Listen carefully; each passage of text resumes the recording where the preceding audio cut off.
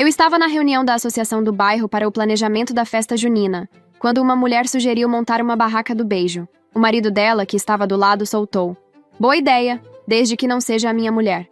Todo mundo riu. Eu, lá do fundo, soltei: "É melhor que não seja mesmo. Imagina o surto de DST que vai dar na cidade." O silêncio que se fez naquela sala foi tão grande que dava para ouvir o cri-cri do grilo.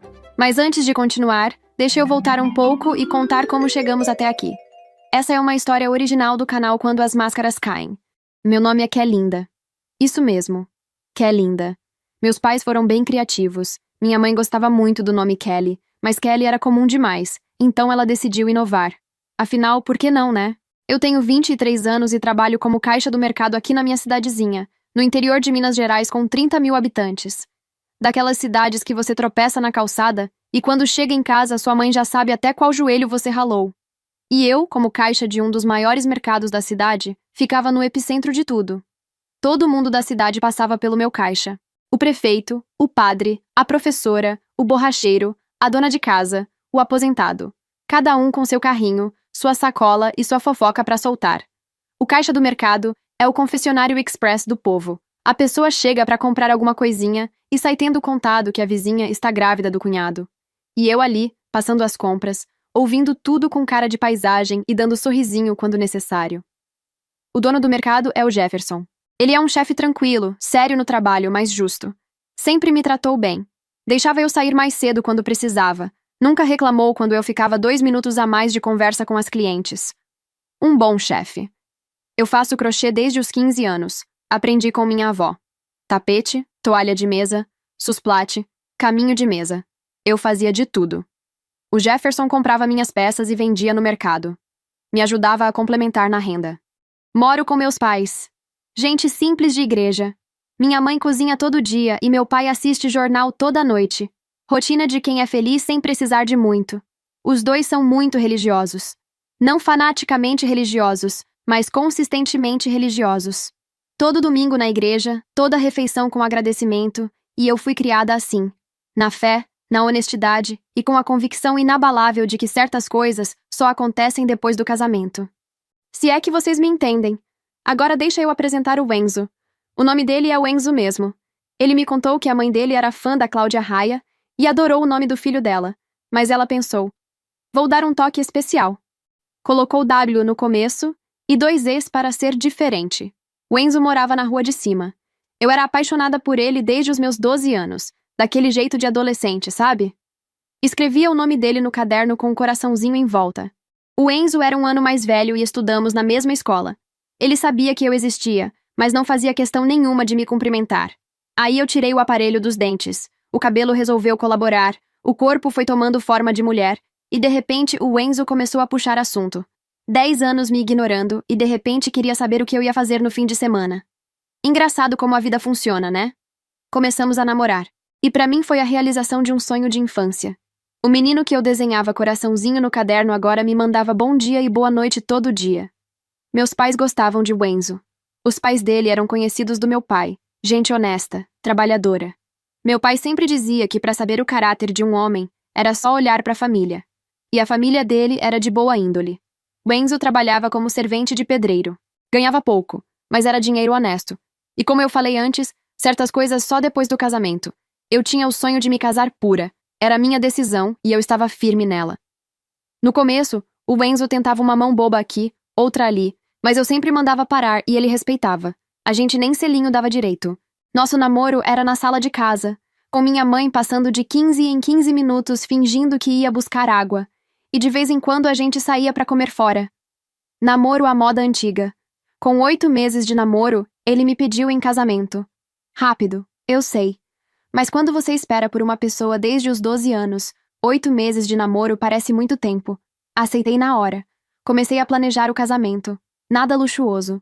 Meu sonho era simples. Um bolo grande, um vestido bonito e uma festa com família e amigos no salão da igreja. Só queria que fosse bonito e que as pessoas que eu amo estivessem lá. Mas até um casamento simples custa dinheiro. Vestido custa dinheiro. Bolo custa dinheiro.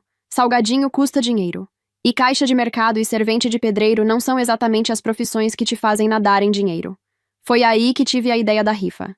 Rifa de R$ 5 cada número.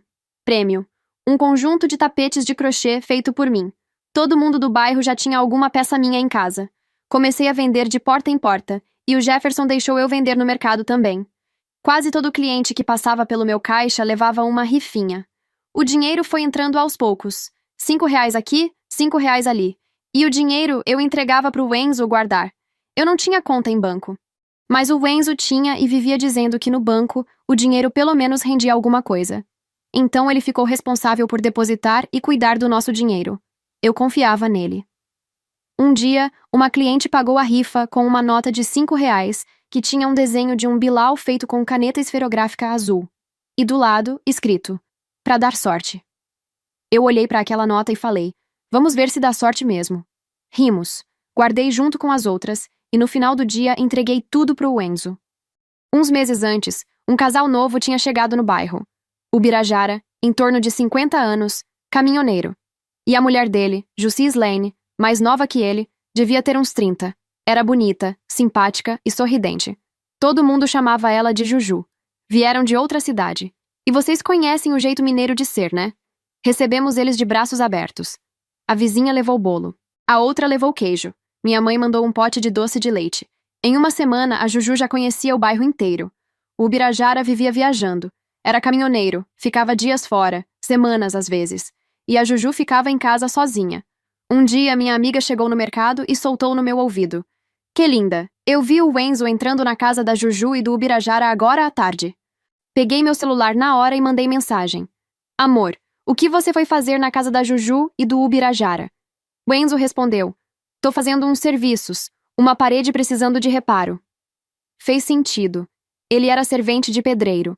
Fazia bico o tempo todo. Aceitei e segui minha vida.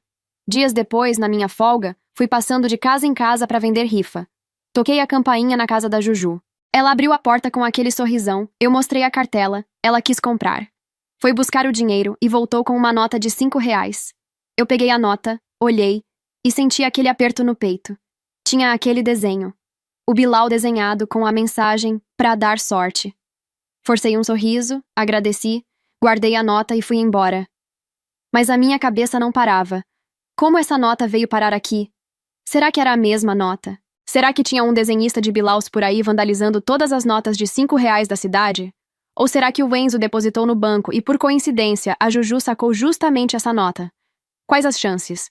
Cheguei em casa, me tranquei no quarto e sentei na cama segurando aquela nota, olhando para o desenho que agora parecia estar rindo da minha cara. Li de novo, para dar sorte. Será que era um sinal divino sendo enviado para mim através de um desenho de Bilal numa nota de R$ 5? A partir daquele dia, comecei a prestar atenção. Não falei nada, não acusei ninguém, mas meus olhos se abriram. Percebi que o Enzo não ficava mais insistindo para ficarmos sozinhos. Aquela ansiedade de noivo, aquela vontade que ele vivia demonstrando antes, sumiu. Começou a dar desculpas para não ir namorar no sofá lá de casa. Que estava cansado, que tinha acordado cedo, que amanhã tinha serviço pesado. Observei também que ele estava sempre fazendo serviços na casa da Juju.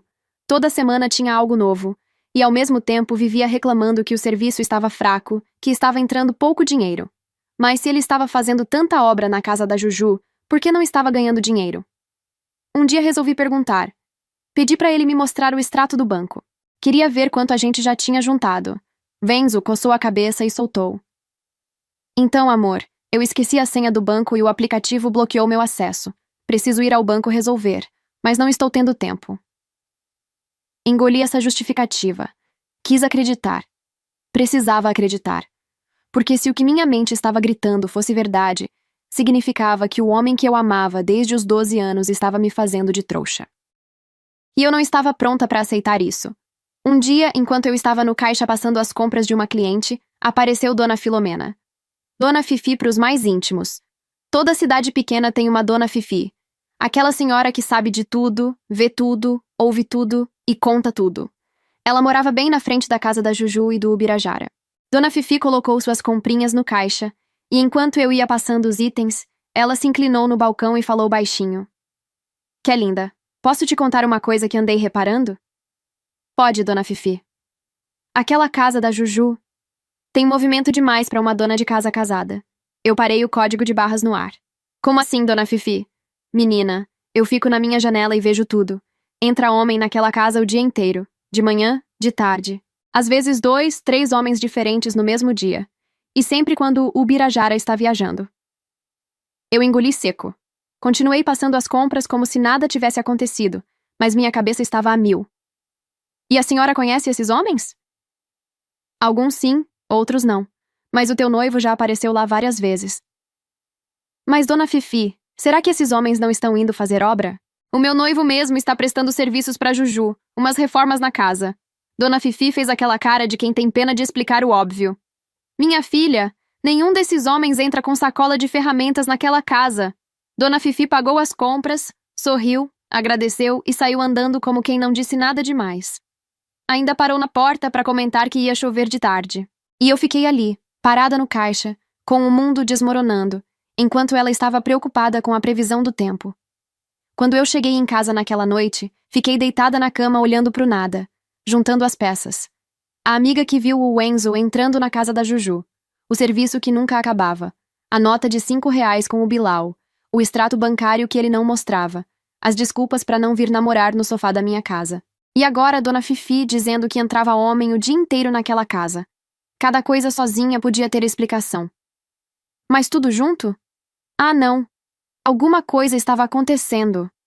No meu dia de folga, fui até a casa de dona Fifi. Bati na porta, ela abriu com aquele sorriso de quem já estava esperando a visita. Bom dia, dona Fifi. Poderia me contar mais do que a senhora vê naquela casa? Ela me puxou para dentro, fez um café, sentou-se na cadeira da cozinha e começou. Menina, eu moro nessa rua há 30 anos. Conheço o barulho de cada carro, o passo de cada pessoa. Quando a Juju e o Ubirajara chegaram, achei que era um casal normal. Mas depois de umas semanas, comecei a perceber que sempre que o Ubirajara saía de viagem, aparecia homens. Sempre homens, nunca mulheres. Eles entram sem bolsa, sem mala, sem ferramenta. Não é visita de serviço, não é visita de amigo. E não ficam muito tempo. Meia hora, 40 minutos e vão embora. Meu estômago estava embrulhado. E o meu noivo? O Venzo? Aquele menino aparece bastante. Umas 2, 3 vezes por semana. Sempre na parte da tarde. Eu respirei fundo. Dona Fifi me olhou com aqueles olhos de quem já viu muita coisa na vida e disse: Minha filha, eu não quero me meter na sua vida. Mas eu te vejo todo dia no mercado, vendendo rifa, toda feliz planejando seu casamento. E me dói ver o que eu vejo naquela casa sabendo que você está aí iludida. Agradeci o café e ia saindo quando ela me chamou de volta. Que linda! Espera. Meu filho instalou umas câmeras de segurança aqui em casa. Tem uma que pega a lateral da casa da Juju. Eu nem sei mexer nesse trem, mas parece que fica tudo gravado no celular. Meu coração disparou. Dona Fifi pegou o celular, me entregou e disse: Fica à vontade, filha. Eu não sei mexer nessa porcaria mesmo. Abri o aplicativo da câmera. E estava tudo lá. No dia anterior, Venzo entrando na casa da Juju. Ele saindo uns 40 minutos depois com o cabelo molhado. No mesmo dia mais tarde, outro homem entrando e saindo uns 30 minutos depois com o cabelo molhado. 2 dias atrás, 2 homens em horários diferentes. 3 dias atrás, Wenzo de novo chegando todo sorridente. E outros homens mais que eu fui reconhecendo. Maridos, pais de família. Homens que eu via todo dia no mercado com as esposas. Minha mão estava tremendo segurando aquele celular. Eu queria gritar. Queria ir lá e derrubar a porta daquela casa e chutar a bunda daquela rameira. Mas não ia fazer nada disso. Respirei. Engoli o choro. E pensei. Se eu fosse lá agora, ia ser a minha palavra contra a dela. Ela ia dizer que aqueles homens estavam prestando serviços na casa dela. O Venzo ia confirmar. E eu ia ficar taxada de noiva ciumenta e barraqueira. Antes de ir embora, peguei meu celular e fui gravando a tela do aplicativo da câmera. Cada parte que mostrava os homens entrando e saindo da casa da Juju. Voltei pro mercado no dia seguinte com outra cabeça. Agora eu não era mais a Kelinda simpática do caixa. Eu era a Kelinda investigadora. E o caixa do mercado seria a minha sala de interrogatório. Comecei a puxar assunto com as esposas dos homens que eu reconheci nos vídeos. Nada direto, nada acusatório, apenas sondando. E aí, dona Suevelin, seu marido ainda atende em domicílio? Ah não, Kelinda. Agora ele está trabalhando numa empresa. Virou CLT, é mais seguro. Para outra eu perguntei, o Genivaldo continua como encanador autônomo? Não mais. Agora está na obra do shopping. Trabalha o dia inteiro lá. Nem tem tempo direito para almoçar. Chega morto em casa.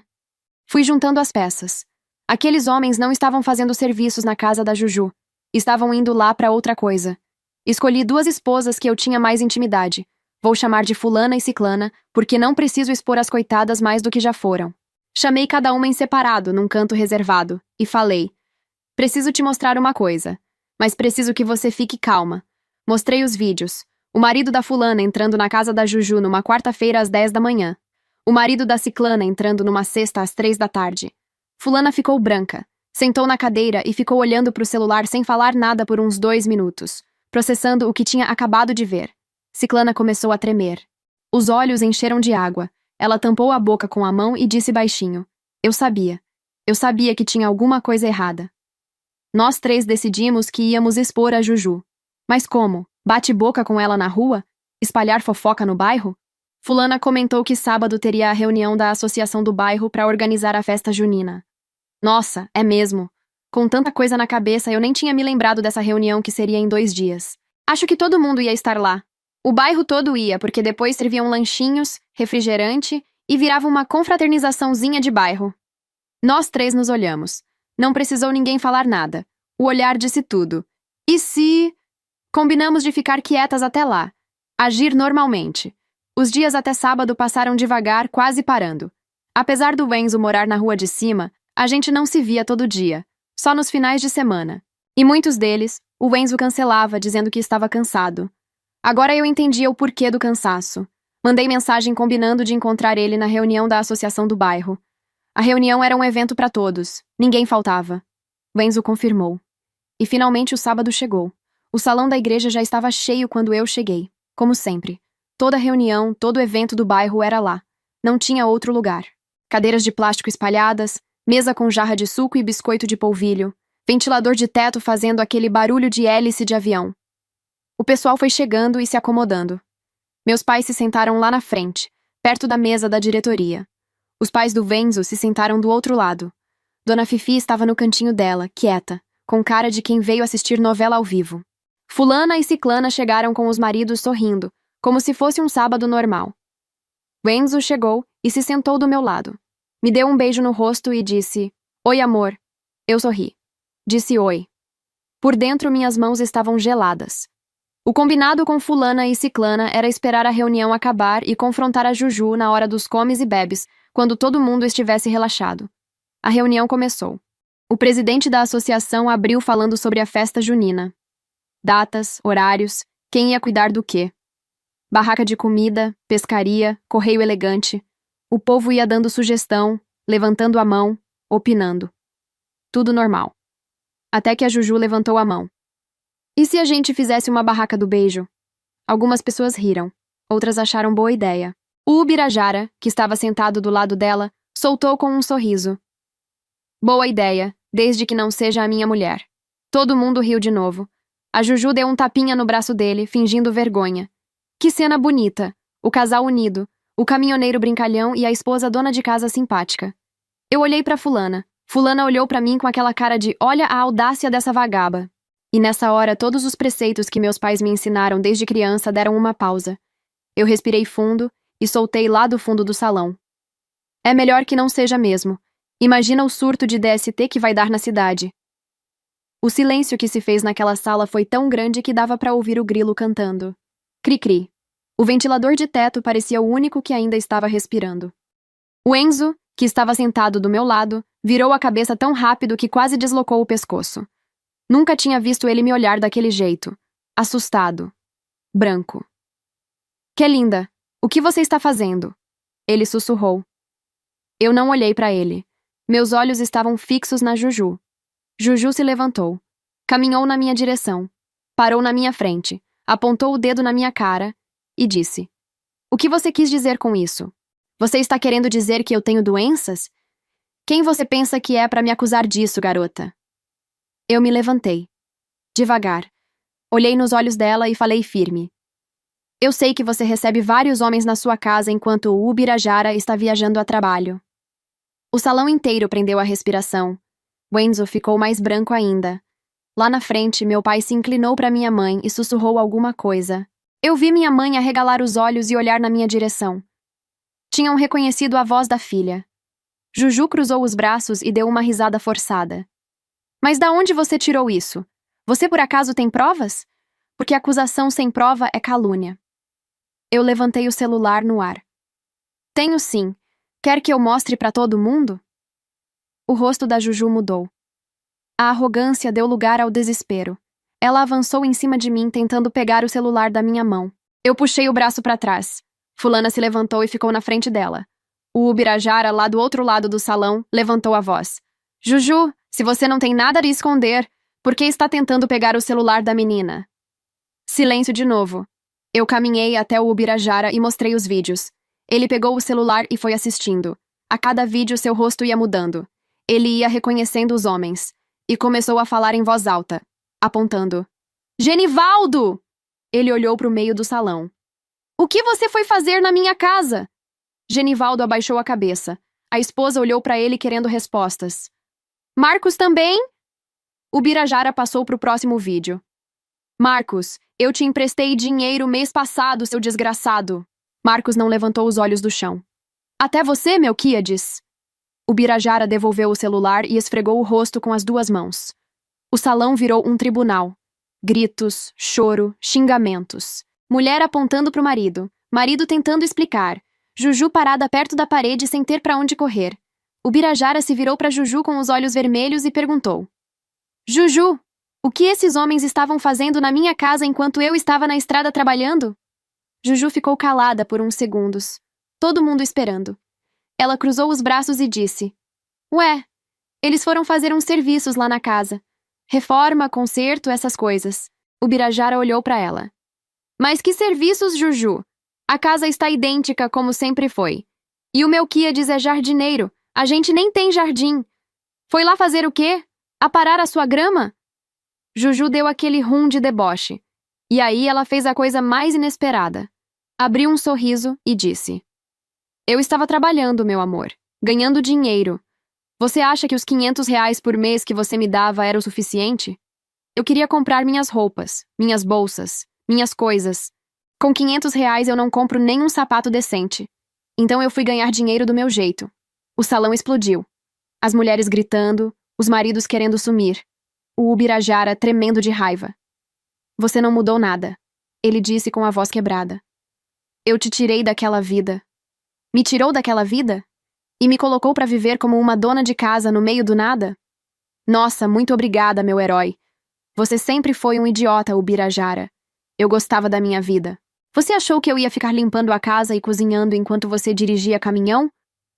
O coitado do Ubirajara estava destruído, mas o pior ainda estava por vir. Sabe o que mais? Continuou Juju. Foda-se o que você pensa, seu velho babaca. Eu já tenho outra pessoa. Vou embora com o Josevaldo. Todo mundo olhou para o Josevaldo. O Josevaldo era motorista de ônibus, que estava ali quietinho no canto achando que tinha escapado da lista. A esposa dele, que até agora estava rindo e cochichando com a vizinha, aproveitando o barraco alheio, parou de rir na hora. Josevaldo engasgou. Ficou vermelho. Olhou para a esposa, olhou para Juju, olhou para a esposa de novo. Eu nunca falei isso. É mentira dela. Eu nunca falei isso. A esposa do Josevaldo não quis saber de explicação.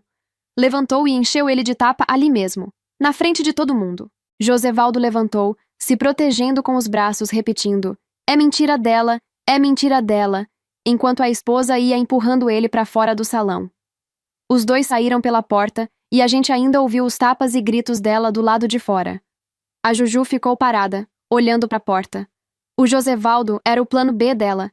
E o plano B acabou de sair correndo levando o tapa da esposa. O Birajara mandou. Você sai da minha casa. Hoje. Juju se recompôs rápido e cruzou os braços. Não vou sair. Eu tenho direito à metade daquela casa. O Birajara riu. Uma risada cansada, de quem não aguenta mais. Então fala com o dono porque eu menti pra você. Eu não comprei a casa, é alugada. A cara da Juju nessa hora foi a melhor coisa que eu vi na minha vida. Toda a arrogância, todo o deboche, toda a pose desmoronou em 2 segundos. Você é um pobre, um desonesto, ela gritou. As mulheres do bairro começaram a xingar a Juju, a chamando de vários nomes que acho que vocês imaginam quais. Ela ainda tentou se defender. Eu não entendo por que vocês estão xingando a mim e não os maridos de vocês. Eles que são os errados. O Birajara, com a voz pesada, falou para o salão inteiro ouvir. Eu peço desculpas a todos. Eu tirei essa mulher da zona, mudei de cidade para ela ter uma vida nova. Ela continuou fazendo aqui a mesma coisa que fazia lá. Silêncio pesado. Ela saiu da zona, mas a zona nunca saiu dela. Ele completou. Juju olhou em volta. Não tinha um rosto amigo naquele salão. Ninguém estava do lado dela. Pegou a bolsa, caminhou até a porta e soltou antes de sair. Essa cidade é um porre. Vou embora dessa merda. E foi embora. O Enzo, que até então estava quietinho do meu lado, me puxou pelo braço e sussurrou. Vamos embora daqui, que é linda. Eu olhei para ele. Olhei bem. Aquele era o menino que eu escrevia o nome no caderno com um coraçãozinho em volta. O homem pro qual eu guardei o que eu tinha de mais precioso. E ele achava que ia sair dali ileso. Eu sei que você também ia lá, Enzo. Você está nos vídeos. O rosto dele desmoronou. Ele abriu a boca, fechou, abriu de novo. E quando finalmente conseguiu falar, começou atropelado. Que é linda, escuta. Eu te amo. Você é a mulher que eu quero ter como minha esposa. Mas entenda, eu sou homem. Eu tenho necessidades. Eu não aguentava mais esperar. Não aguentava esperar o Enzo? Eram apenas alguns meses. Eu estava juntando dinheiro pro nosso casamento. É, eu sei, mas estava demorando demais. Você queria juntar muito dinheiro para uma festa ridícula que não tinha necessidade nenhuma. A gente podia apenas se casar no cartório e depois almoçar fora com a família. Coisa simples. E o que você fez com o meu dinheiro, Enzo? Cadê o dinheiro que eu te dei para depositar? Ele ficou quieto por uns segundos. Engoliu seco. Eu tive que usar, tinha umas contas atrasadas. Mas eu ia te devolver tudo, que é linda. Contas atrasadas? E como você pagava os servicinhos da Juju? Rebocando a parede da casa dela? O Enzo não respondeu.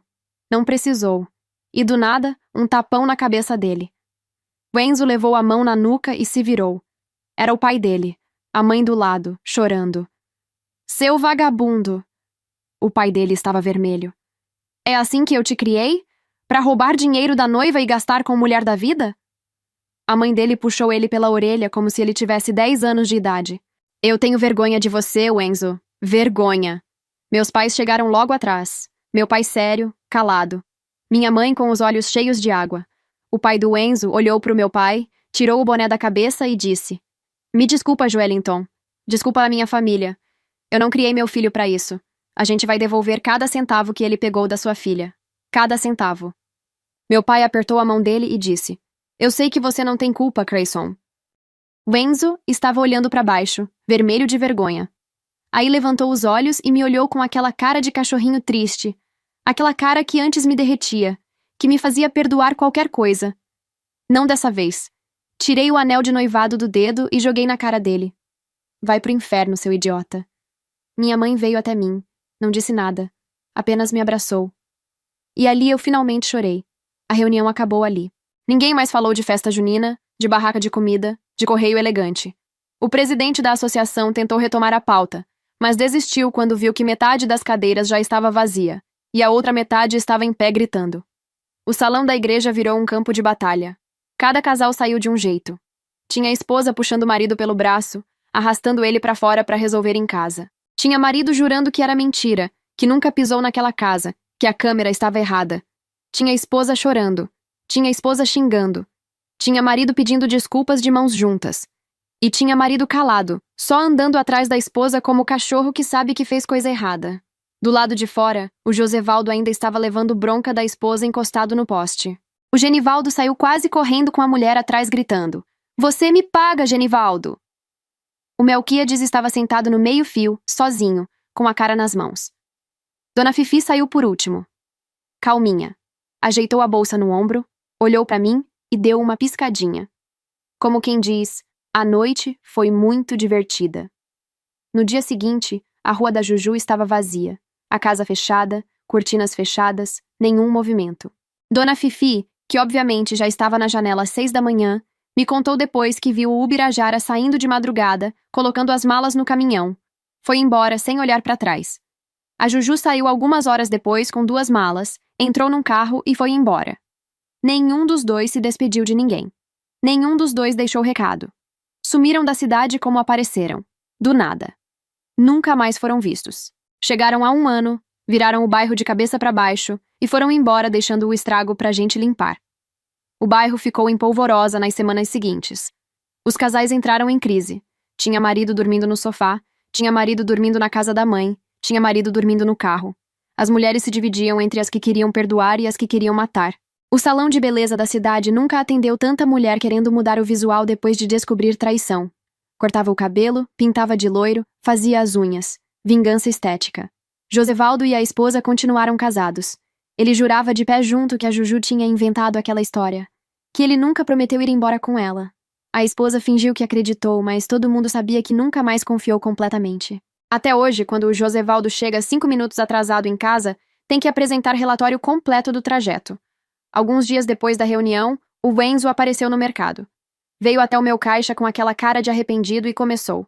Que linda, eu preciso conversar com você.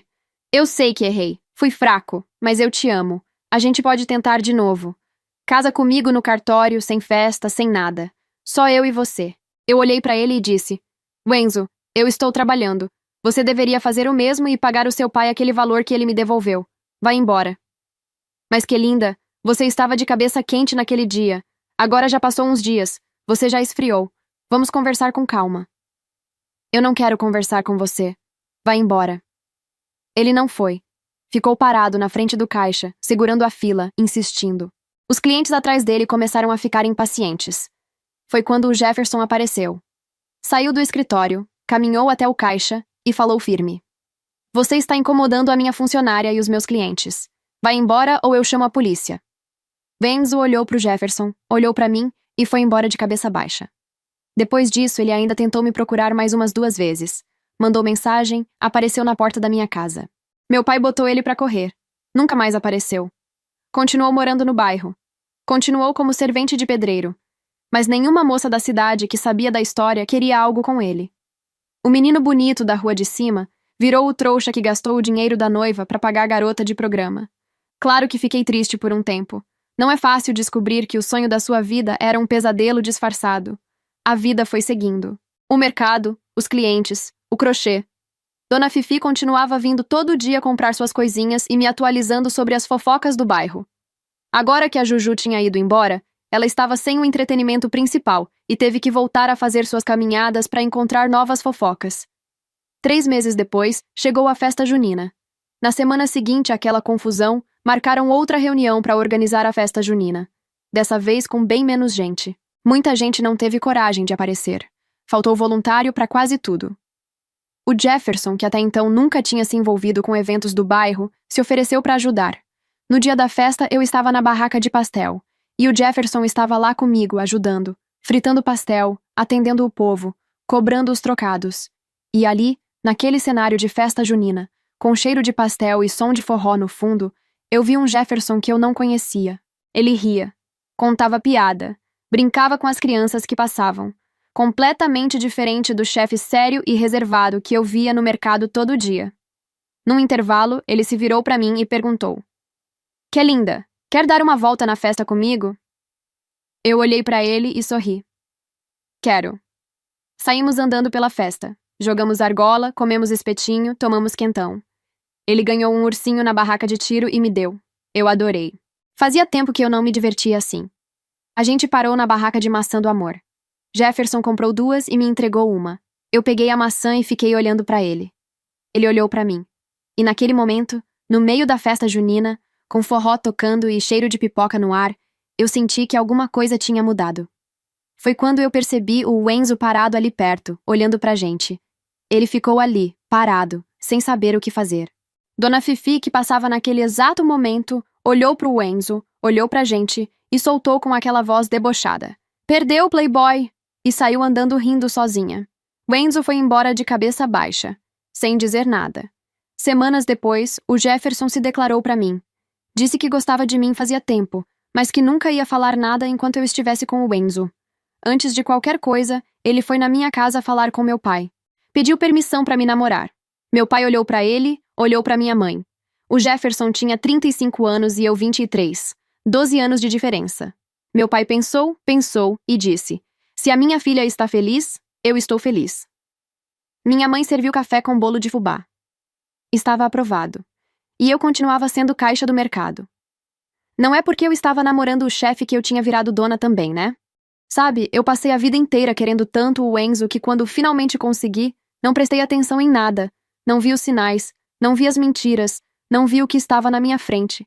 É que quando a gente deseja uma coisa por tempo demais, a gente se apaixona pelo desejo e não pela pessoa.